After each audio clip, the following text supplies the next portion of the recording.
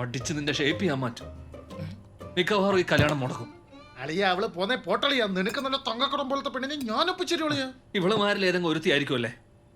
അളിയന് ശരിക്കും ആരെങ്കിലും ഇഷ്ടപ്പെട്ട അളിയ പറ, ഞാൻ അവിടുത്തെ സംസാരിക്കാം, ഡീൽ ചെയ്ത് തരാം.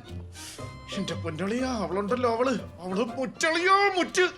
ഓ, നീ എങ്ങാണോ അവളെ കല്യാണം കഴിച്ച എന്നെ അളിയാ, അവളെന്റെ ആരാ?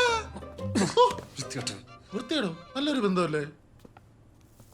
വൃത്തികെട്ടവൻ. ഇപ്പൊ ഞങ്ങള് കൊള്ളാലോ നീ.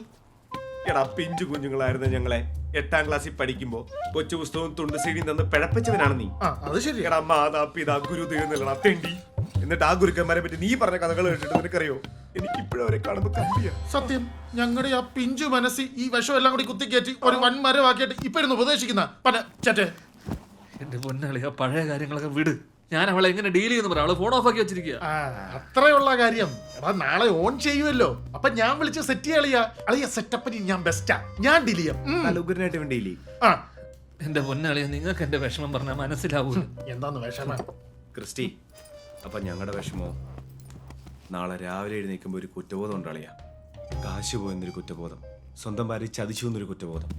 അങ്ങനെ കുറ്റബോധം കൂടി കഴിയുമ്പോൾ നമുക്ക് അവരോട് സ്നേഹവും ബഹുമാനമൊക്കെ തോന്നും. അതുകൊണ്ട് ഇടക്കിടയ്ക്ക് ഇങ്ങനെയൊന്നുമല്ല. അതാകുമ്പോ കാശിന്റെ വില, ഭാര്യയുടെ വില, ഇതൊക്കെ നമുക്ക് മനസ്സിലാവും. നമ്മളൊരു പാഠം പഠിക്കും.